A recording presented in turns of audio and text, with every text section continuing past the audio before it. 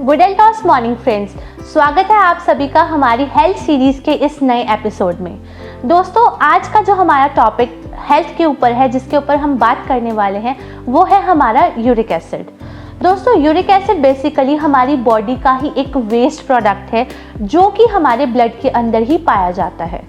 दोस्तों, इस हमारी बॉडी में एक सब्सटेंस प्रेजेंट होता है जिसको हम बोलते हैं प्यूरिन, और ये जब प्यूरिन हमारी बॉडी में इसकी ब्रेकडाउन होती है, यानी कि जब ये टूटता है तो उस टाइम पे हमारी बॉडी में जो यूरिक एसिड है वो बनना शुरू हो जाता है।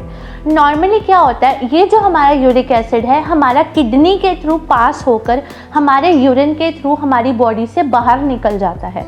बट समटाइम्स क्या होता है, हमारी किडनी इसको जो है वो बाहर निकालने में हेल्प नहीं कर पाती, इसको फिल्टर आउट नहीं कर पाती, जिसकी वजह से आपको जो है वो काफ़ी सारी हेल्थ प्रॉब्लम्स हो सकती हैं। एंड ख़ास तौर पर जो इसका सबसे ज़्यादा इफ़ेक्ट देखा जाता है वो आपको एक ऐसी कंडीशन डेवलप करता है जिसको हम बोलते हैं गाउट। गाउट बेसिकली आपके जो पैर का सबसे बड़ी फिंगर होती है, अंगूठा जिसको बोलते हैं, वहाँ पर होता है। इस केस में क्या होता है, आपकी बॉडी में जो क्रिस्टल्स है वो बनने शुरू हो जाते हैं, जिससे आपको बहुत ज़्यादा पेन जो है वो होनी शुरू हो जाती है, और आपके पैर का जो अंगूठा है वो काफ़ी ज़्यादा उसके ऊपर स्वेलिंग जो है वो देखने को मिलती है। तो दोस्तों, अब हम बात करते हैं ये जो यूरिक एसिड होता है इसके क्या क्या कारण हैं, ये क्यों होता है। सबसे पहला रीज़न है डाइट, यानी कि आप वो खाना खाते हैं जिसके अंदर प्यूरिन्स की मात्रा ज़्यादा होती है। दोस्तों, प्यूरिन्स हमारी बॉडी के लिए नो डाउट बहुत ज़रूरी होते हैं, बट जो उनका बाय प्रोडक्ट निकलता है, यानी कि उसकी जो वेस्ट प्रोडक्ट निकलती है उसका हमारी बॉडी से एलिमिनेट होना ज़रूरी है, वरना ये जो प्यूरिन्स के बाय प्रोडक्ट हैं यही हमारी बॉडी में यूरिक एसिड को बनाते हैं।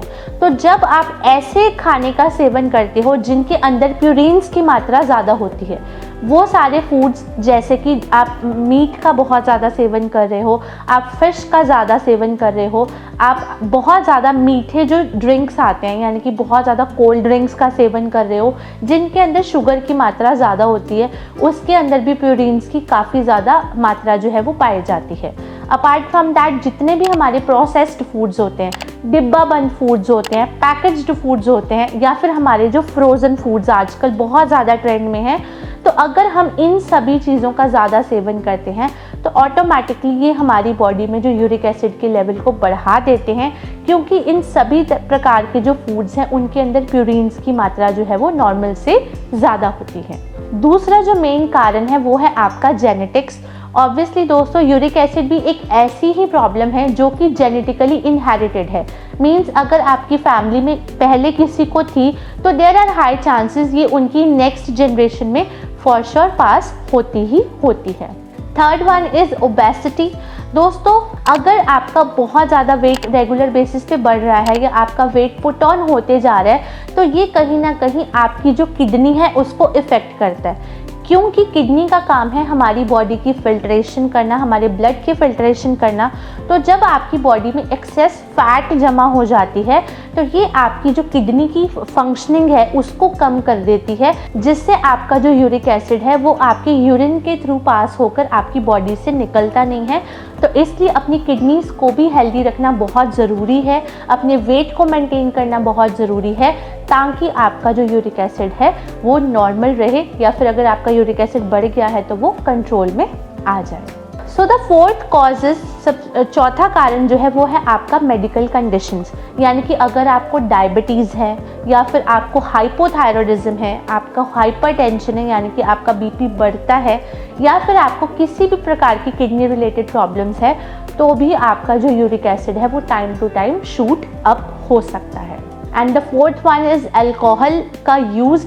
तो जो लोग ज़्यादा मात्रा में अल्कोहल का सेवन करते हैं तो उनके केस में भी बहुत ज़्यादा चांसेस होते हैं कि उनकी बॉडी में जो यूरिक एसिड है वो बढ़ना शुरू हो जाए, क्योंकि वो भी हमारी बॉडी में जो प्यूरिन्स का लेवल है उसको बढ़ा देता है, जिससे हमें यूरिक एसिड होने की जो प्रोबेबिलिटी है वो बढ़ जाती है। तो ये थे दोस्तों इसके कारण। सो अब बात करते हैं कि अगर हमारी बॉडी में यूरिक एसिड के लेवल बढ़ जाते हैं तो इसका हमारी बॉडी के ऊपर क्या इफ़ेक्ट पड़ता है।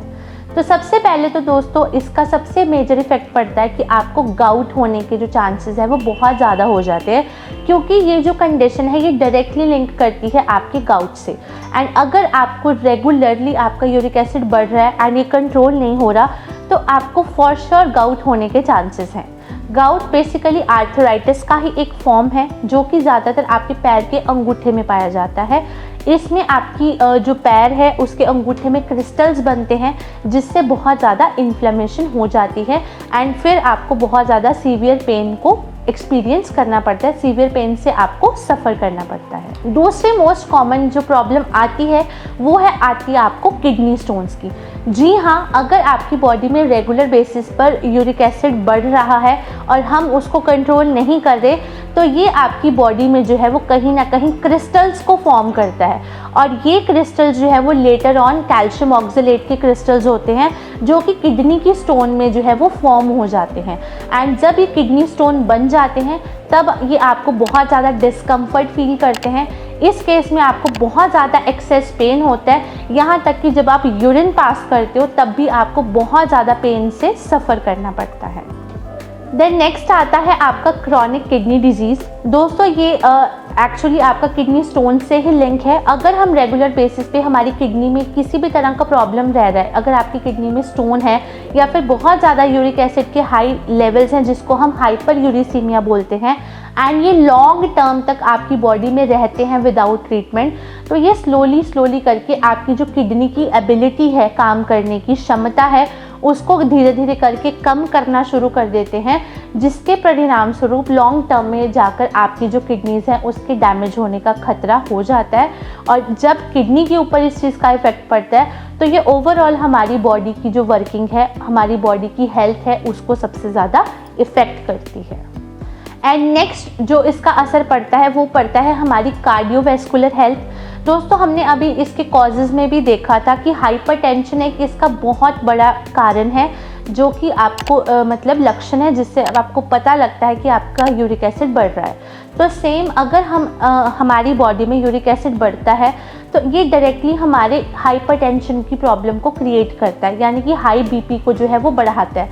एंड जब हमारी बॉडी में ब्लड प्रेशर का लेवल हाई होता है तो ये डायरेक्टली हमारे हार्ट की फंक्शनिंग को इफ़ेक्ट करता है, क्योंकि इसकी वजह से हमारे हार्ट के ऊपर बहुत ज़्यादा लोड पड़ता है, क्योंकि हार्ट की जो बीटिंग कैपेसिटी है दैट इज़ ओनली 72 टाइम्स पर मिनट, बट सडनली जब आपका प्रेशर राइज होता है तो आपकी जो हार्ट के ऊपर लोड पड़ता है तो उसकी जो बीटिंग कैपेसिटी होती है वो अबव 80 या 85 चली जाती है एंड समटाइम्स ये हमारे हार्ट के लिए सही नहीं होता, जिसकी वजह से हमें हार्ट से रिलेटेड अदर प्रॉब्लम्स होने का जो खतरा है वो भी रहता है। तो आई गेस आप इस चीज़ से अंदाज़ा लगा सकते हैं कि ये छोटी सी जो यूरिक एसिड की प्रॉब्लम हम समझते हैं कि ये बहुत छोटी सी प्रॉब्लम है, ये आगे चलकर आपको कितनी बड़ी बड़ी प्रॉब्लम्स को जो है वो आपकी बॉडी में इनवाइट कर सकती हैं। तो अगर आज आपको लगता है आपका यूरिक एसिड बढ़ रहा है या फिर बढ़ा हुआ है तो इसके ऊपर बहुत सीरियसली हमें वर्क करने की ज़रूरत है, बहुत सीरियसली हमें अपने यूरिक एसिड को कम करने की ज़रूरत है, वरना हमें किडनी से रिलेटेड प्रॉब्लम हो सकती है, हमें आर्थराइटिस से रिलेटेड प्रॉब्लम हो सकती है, हमें डायबिटीज़ से रिलेटेड प्रॉब्लम हो सकती है एंड मोस्ट इम्पॉर्टेंटली हमें हमारे हार्ट की रिलेटेड प्रॉब्लम्स जो है वो हो सकती हैं। सो आइए अब बात करते हैं यूरिक एसिड के ट्रीटमेंट का, यानी कि हम अपने यूरिक एसिड को एल्टॉस के कौन से सप्लीमेंट्स लेकर कंट्रोल कर सकते हैं। तो फर्स्ट एंड फॉरमोस्ट प्रोडक्ट जो हम यहाँ पर यूज़ करेंगे वो है हमारा नीम कैप्सूल। दोस्तों इसका सेवन आपने सुबह शाम खाली पेट करना है। जी हाँ, खाली पेट करेंगे हम यूरिक एसिड के केस में। एक कैप्सूल सुबह और एक कैप्सूल शाम को खाना खाने से पहले इसका सेवन करेंगे। दूसरा जो प्रोडक्ट हमारा सप्लीमेंट है वो है हमारा न्यूट्रोप्राश कैप्सूल। दोस्तों ये बहुत ही मैजिकल 7 आयुर्वेदिक हर्ब्स का कॉम्बिनेशन है। इसका सेवन भी हमने सुबह शाम खाली पेट करना है। जी हाँ, खाली पेट, एक कैप्सूल सुबह और खाली पेट ही एक कैप्सूल शाम को हम इसका सेवन करेंगे। द थर्ड प्रोडक्ट इज़ आपका व्हीट ग्रास टैबलेट या फिर पाउडर, जो भी आपके पास अवेलेबल है, प्योरली व्हीट ग्रास से बना हुआ है। ये भी हमारी बॉडी को डिटॉक्सिफाई करता है, हमारे यूरिक एसिड के लेवल्स को कम करता है। तो एक टैबलेट सुबह और एक टैबलेट शाम को खाली पेट हम इसका सेवन करें। एंड लास्ट सप्लीमेंट जो हम यहाँ पर यूज़ करने वाले हैं वो है हमारा हल्दी केसर drops.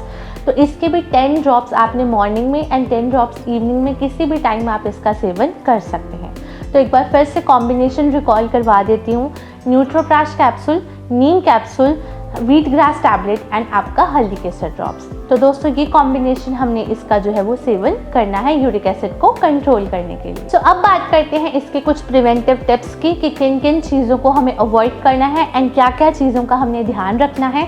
So the first one is आपका डाइट। आपको अपनी डाइट में जिन भी फूड्स में प्यूरिन की मात्रा ज़्यादा है, जैसा कि मैंने पहले बताया, आपका रेड मीट हो गया, किसी भी तरह के फिशेस हो गए, आपका पैकेज्ड फूड्स हो गया, आपके मतलब डिब्बा बंद फूड्स हो गए, इन सब को हमने अवॉइड करना है। इनफैक्ट यहाँ पर हमें जो है वो नॉर्मल घर का खाना खाना है, बट मेक श्योर बहुत ज़्यादा प्रोटीन वाला या फिर बहुत ज़्यादा कैल्शियम रिच फूड जो है वो हमें अवॉइड करना है। दूसरा, हमें अपना फ्लूइड इनटेक बढ़ाना है, यानी कि जितने भी हमारे लिक्विड सब्सटेंसेस हैं, खास कर पानी की मात्रा का सेवन करना है एंड लिक्विड इनटेक बढ़ाना है, फ्लूइड बढ़ाना है। इसका मतलब ये नहीं है कि आप कोल्ड ड्रिंक्स पिएं या फिर आप बहुत ज़्यादा कार्बोनेटेड ड्रिंक्स पिएं, क्योंकि ये जो शुगर है ये आपकी यूरिक एसिड को शूट अप करती है, क्योंकि इसके अंदर प्यूरिन होता है। तो जनरली आप वाटर इनटेक एटलीस्ट 3.5 लीटर या 4 लीटर तक का अगर आप करते हैं तो आप अच्छा यूरिन आउटपुट जो है वो आपका बढ़ेगा, जिससे ऑटोमेटिकली ये जो प्यूरिन्स के बाय प्रोडक्ट्स हैं हमारी बॉडी से बाहर निकलेंगे। देन अगर कोई भी व्यक्ति यहाँ पर अल्कोहल का यूज़ करता है तो उनको अल्कोहल की मात्रा को अवॉइड करना चाहिए। इंस्टेड आप नॉर्मल वाटर पीजिए या फिर आप नॉर्मल लेमन वाटर जो है वो पी सकते हैं, जिससे आपकी बॉडी जो है वो डिटॉक्सिफाई होगी एंड आपको बहुत बढ़िया रिजल्ट मिलेगा। सो दोस्तों ये थे कुछ टिप्स जो हमें फॉलो करने हैं अपने यूरिक एसिड को कंट्रोल करने के लिए एंड अपनी हेल्दी लाइफ को लीड करने के लिए। सो उम्मीद करती हूँ ये यूरिक एसिड पर दी गई इन्फॉर्मेशन आपको पसंद आई होगी। मिलूंगी आपसे नेक्स्ट एपिसोड में। तो दोस्तों बनिए रहेगा हमारे साथ इस थ्रू आउट सीरीज़ में। So thank you very much. जय हिंद, जय एल्टॉस।